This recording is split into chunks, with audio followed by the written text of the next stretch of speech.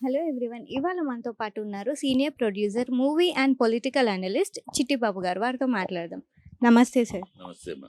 Sir, AP deputy స్పీకర్‌గా కృష్ణంరాజు తనని triple R గారిని ఆ పోస్ట్‌కి పెట్టారు గదా! సో, దానిపైన మీ అభిప్రాయం?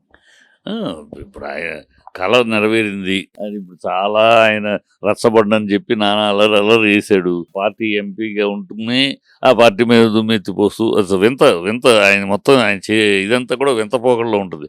ఎవరైనా ఏ పార్టీ టికెట్ మీద గెలిచామో ఆ పార్టీ మనకు వ్యతిరేకత వస్తుంది, పదవికి రిజైన్ చేసేసి పోరాడతాం. అలా కాకుండా ఆయన ఆ పదవిలో ఉంటూనే పదవి యొక్క బెనిఫిట్లు అనుభవిస్తూనే తిరుగుబాటు చేస్తూ ఉన్నాడు. అది రచ్చబండాన్ని పెట్టి నానా బీభత్సంగా రకరకాలు మాట్లాడుతూనే ఉన్నాడు. దానికి ప్రతిఫలంగా ఇవాళ చంద్రబాబు దగ్గర జగన్‌ని ఎవరెవరు తిట్టారు అని లెక్క చూసుకుని, ఎవరెవరు తిట్టారు బాగా గట్టిగా ఎవరు తిట్టగలిగారు వాళ్ళందరికీ పదవులిస్తున్నాడు. ఆయన సంతోషం, అదొక ఆనందం ఆయనకి. తిట్టిన వాళ్ళు ఇప్పుడు వాళ్ళ కోరిక ఎట్లా ఉందంటే, ఇప్పుడు ఆయన ఇవ్వటంలో ఓకే, ఆయన పాపం కష్టపడ్డాడు, ఏదో నిలబడ్డాడు, మొత్తానికి ఒక పదవి అసెంబ్లీలోకి అడుగు పెట్టడమే కాకుండా అసెంబ్లీలో పదవిలో కూర్చునే వరం అదృష్టం ఆయన, తృప్తి త్రిపుల ఆర్కి ఆ తృప్తి ఓకే. కానీ ఇక్కడ నేను అచ్చెన్నాయుడు మాట్లాడిన మాట తీసుకుంటే, అచ్చెన్నాయుడు అంటే వీళ్ళ కోరిక ఏంటి అనేది అట్లా అర్థమవుతుంది. ఆయన వర్తు ఆర్ఆర్ఆర్ రామకృష్ణరాజు అనే అతను వర్తు ఆ సీటుకి అర్హుడు, ఆ సీటుకి యోగ్యుడు అని ఇవ్వలా. అందుకు ఇవ్వలా. ఎందుకు ఇచ్చారంటే అతను ఆ సీట్లో కూర్చున్నప్పుడు జగన్ రావాలి, జగన్ అధ్యక్ష అని పిలవాలి, ఆయన దానికి కౌంటర్ ఇవ్వాలి. ఈ యాటిట్యూడ్ కోసం ఇచ్చారు. అది ఆ మాట నేనంట కాదు, అచ్చెన్నాయుడు అన్నాడు నిన్న.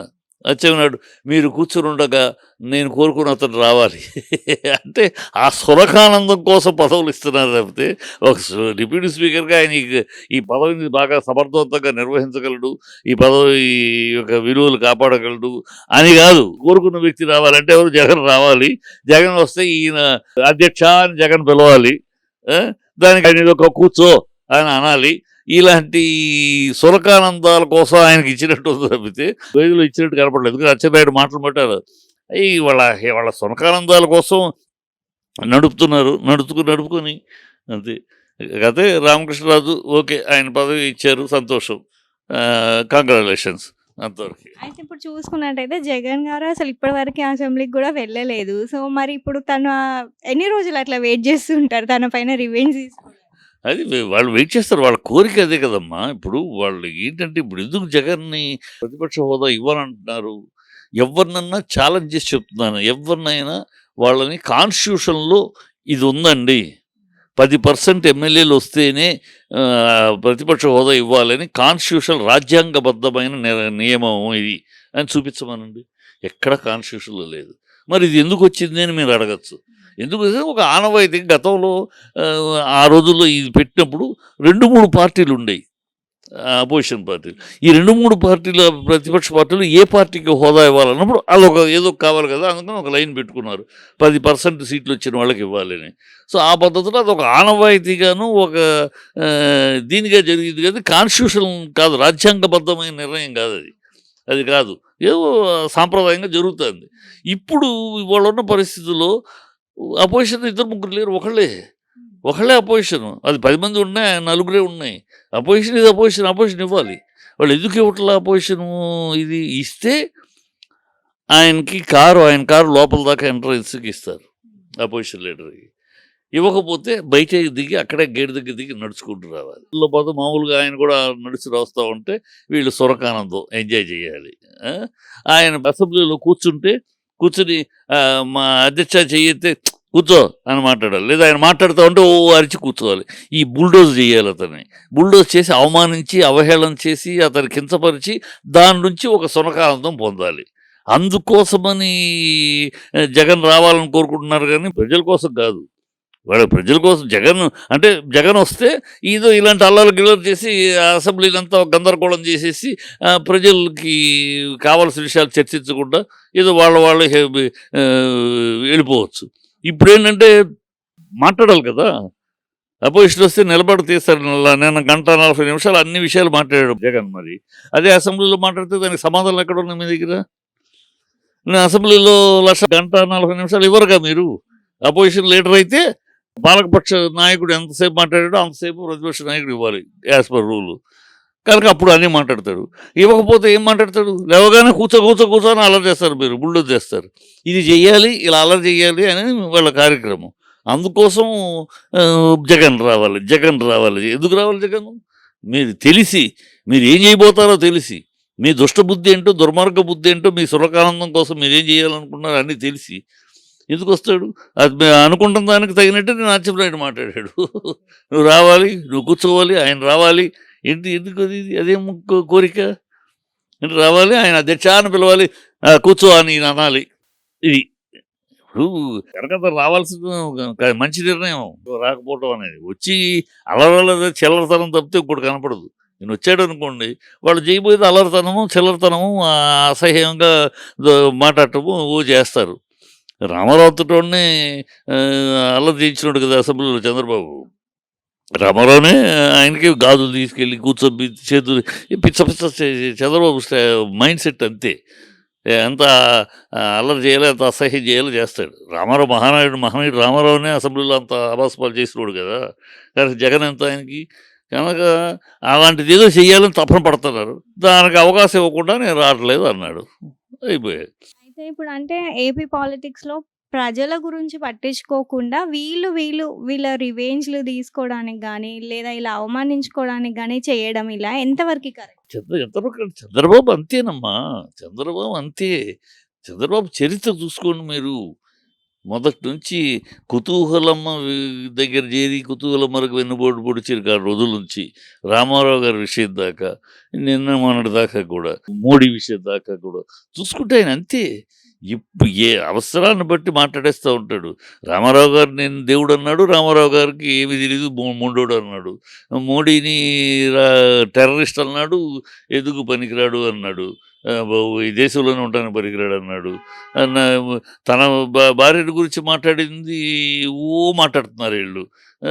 మరి మోడీ గారి భార్యని గురించి మాట్లాడిన మాటలేంటి? మోడీ గారి భార్యని గురించి నువ్వు ఎన్ని మాట్లాడావు? ఈయన ఎంత దిగుసాగరంగా ఆయన బాధపెట్టి మాట్లాడారు కదా. అంటే వీళ్ళు మాట్లాడే ఏమో మాటలు కావు, వీళ్ళు మాట్లాడేవన్నీ మంత్రాలు. ఎదుటోళ్ళు మాట్లాడేది మాత్రం దాన్నే చెప్పి మాట్లాడుతూ ఉంటారు. భువనేశ్వర్ గురించి మాట్లాడారు అసెంబ్లీలో, భువనేశ్వర్ మాట్లాడారు అసెంబ్లీలో, 100 మాటలు అదే మాట్లాడుతూ ఉంటారు. మీరు మాట్లాడిన ఏంటని మీరు జగన్ తాతని గురించి జగన్ తాతకి అసలు భార్య కాకుండా తర్వాత భార్యకు పుట్టినవాడు రాజారెడ్డి, ఆ రాజారెడ్డి సంతానం. మీరు మాట్లాడింది ఏంటి? మోడీ వైఫ్ని గురించి, ఫ్యామిలీ గురించి మాట్లాడింది మీరేంటి? ఇవన్నీ మాటలు కావా? ఇవన్నీ తప్పులు కావు. మీరు మాట్లాడితే ఒప్పులు, మిగతా వాళ్ళు తప్పులు. ఇది సాగుతుంది. వాళ్ళకి ఛానల్స్ ఉన్నాయి, పేపర్లు ఉన్నాయి కనుక చెప్పింది చెప్పి 10 మాటలు చెప్పి వాయించుకుంటున్నారు. వాళ్ళు అంతే. పవన్ కళ్యాణ్ ఏదైనా ఉన్నాడు, పవన్ కళ్యాణ్ అంతకు మించినోడు దూర. పవన్ కళ్యాణ్ మాట్లాడిన మాటలు ఎవరు ఇంతకుముందు ఈ రాజకీయాల్లో విన్నాము మనం. పాతాళానికి తొక్కుతా, కట్రాయలతో పరిగెట్టిస్తా, మోకాళ్ళ మీద కూర్చోబెడతా. ఏ రాజకీయ నాయకుడు మాట్లాడడం సరే, అప్పుడు మాట్లాడాడు అపోజిషన్గా. ఇప్పుడు పదవిలోకి వచ్చినాక కూడా మొన్న కూడా అదే మాట్లాడుతున్నాడు. అదేం భాష? వీధి రౌడీ భాష. ఒక మంత్రి, ఉప ముఖ్యమంత్రి ఆ పద్ధతిలో గౌరవంగా మాట్లాడి చట్ట ప్రకారం తగిన చర్యలు తీసుకుంటాం. ఈ భాష వదిలేసి ఇంట్లోంచి బయటికి లాగి తత్తాం, పొడుస్తాం, ఏమేమి మాట్లాడతారు వీళ్ళని. అంతే. దరిద్రం అనుకోవాలా, కర్మ అనుకోవాలా? ఆంధ్ర రాష్ట్ర ప్రజలు వీళ్ళ మోసాలకి, వీళ్ళ అబద్ధాలకి భ్రమలోకి వెళ్ళి ఓట్లేసి గెలిపించారు. ఇక భరించాల్సిందే. 5 ఏళ్ల పాటు భరించాలి, తప్పదు. చంద్రబాబు కొత్త నాకైతే ఆశ్చర్యం అట్లా. చంద్రబాబు నువ్వు తెలిసినట్టు చంద్రబాబు ఇంతే. రామారావు గారిని అంత మహనీయుడు, ఏ స్వార్థం లేకుండా పార్టీ పెట్టి, ప్రజల కోసం పార్టీ పెట్టిన ఆయన్నే ముంచి, ఆయన్నే తుంచి, ఆయన ఎందుకు పనికిరాడు, మొండోడు, గడ్డోడు అని మాట్లాడి వాళ్ళు ఆయన దేవుడు అంటాడు. ఆయనది అవసరమైనాక ఆయన దేవుడు, లేనప్పుడు మొండోడు. ఇలా మాట్లాడి చంద్రబాబుని గురించి ఇలాగే చేస్తాడు. ఇప్పుడు ఈ నక్క ఓళపెట్టును, పిల్లి మేవను, కుక్క మొరుగును, చంద్రబాబు ఇలా చేయను. ఇవన్నీ సహజ లక్షణాలు అంతే. ఈ సహజ లక్షణాలు అలాగే ఉంటాయి. పుట్టుకతో వచ్చి పుడకలతో పోతాయి. ఇప్పుడు నక్క ఓళ పెడుతుంది, మానద్దా? నువ్వు అడవిలో పెట్టిన ఓళ పెడుతుంది, ఇక్కడ పెట్టిన ఓళ పెడుతుంది. పిల్లి మేమే అంటే మానద్దా? ఎక్కడున్నా మానది. అలా కుక్క మొరగటం ఎక్కడైనా ఆగుద్దా? నువ్వు అడవిలో పెట్టు, ఇంట్లో పెట్టు, బయట పెట్టు, ఎక్కడైనా మొరుగుద్ది.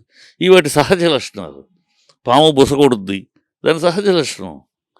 చంద్రబాబు అంతే సహజ లక్షణం. ఇలాంటి చిల్లరతనం చేయటం, ఇలాంటి సునకానంద విషయాలు చేయటం, ఇలాంటి ఆవాసపాలు క్షుద్ర రాజకీయాలు చేయటం ఆయన జన్మతహా వచ్చిన లక్షణం. ఆ లక్షణం అలాగే ఉంటుంది. వచ్చింది పుడకలతో సరిపోదని చంద్రబాబు నుంచి వేరే కొత్తగా ఎక్స్పెక్ట్ చేయగలేదు, ఇది అంతే. సో, ఇప్పుడు వాళ్ళిచ్చిన 6 గ్యారంటీలో గూడా వాళ్ళు ఒక్కటే చేశారు. సో, మిగతావేవి గూడా పట్టించుకోకుండా ఇవన్నీ చేస్తున్నారు. సో, దీనిపైన అదే వాళ్ళ కోరిక. ఆటి నుంచి ప్రజలు అడగకుండా డైవర్ట్ చేయడానికే జగన్ రావాలి, జగన్ రావాలి, జగన్ రావాలి. జగన్ వస్తే, అసెంబ్లీకి వస్తే జగన్ మీద అల్లరి చేసేసి ఈ ఈ ప్రశ్నలు ప్రజల్లో పుట్టించకుండా డైవర్ట్ అయిపోతుంది కదా. ఇప్పుడేంటే ప్రజల్లో ఈ జగన్ అసెంబ్లీ రాకుండా అంటే వీళ్ళు జనాలు అడిగేదానికి సమాధానం చెప్పాల్సి వస్తుంది అసెంబ్లీలో. ఇప్పుడు ఏమిటి నీకు నీకు నీకు నీకు నీకు నువ్వంటివి, పవన్ కళ్యాణ్ అంటిడి, మీ రామారావు ఎమ్మెల్యే అంటిడి అన్నారు. ఏమైంది? మళ్ళీ నీకు నీకు అన్నది పోయి మొత్తం జగన్ ఇచ్చినట్టే ఒకటే కుటుంబానికి అంటున్నావు. 18,000 నిండిన ప్రతి అమ్మాయికి నెలకు 1,500 చొప్పున, సంవత్సరానికి 18,000 అన్నావు. ఏమైంది? దానికి కేటాయింపేది, దాంట్లో బడ్జెట్లో కేటాయింపేది. 3 సిలిండర్లకు అన్నావు, అది ఎంత 1 కోటి మంది పై చిల్లరకు రావాలి. నువ్వు కేటాయించింది ఎంత? 5 లక్షల మందికి డబ్బు కేటాయించి ఉన్నాయి. అంటే కంటి తుడుపు చర్యలు కదా తప్పితే ఏది అసలు ఒక్కటి బడ్జెట్లో కేటాయింపు లేదు.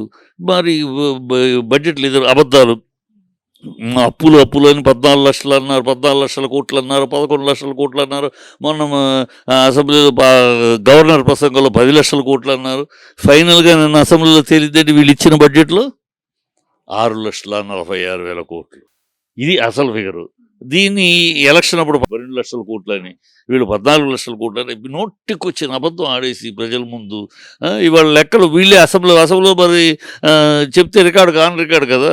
కనుక నోరు మూసుకుని కరెక్ట్ ఫిగర్ 6,46,000 కోట్లు అని. 6,46,000 కోట్లలో నువ్వేమన్నా వెళ్ళేటప్పుడు 2019లో వెళ్ళేటప్పుడు ఖజానా నింపిచ్చావా? 2,62,000 కోట్లు అప్పుతోటి ఇచ్చేళ్ళావు. నీ అప్పు అంతకుముందు 1,00,000 చిల్లరకు అప్పు ఉంటే నీవు 2,62,000 కోట్లు నువ్వు అప్పు, అంటే 3 లక్షల పైచీలకు అప్పు పెట్టి వెళ్ళావు నువ్వు 2019లో. అది ఇవాళ 6 లక్షల కోట్లు అయింది. ఇది పైగా 2 సంవత్సరాలు ఇది ఉంటుంది కరోనా ఉండగా.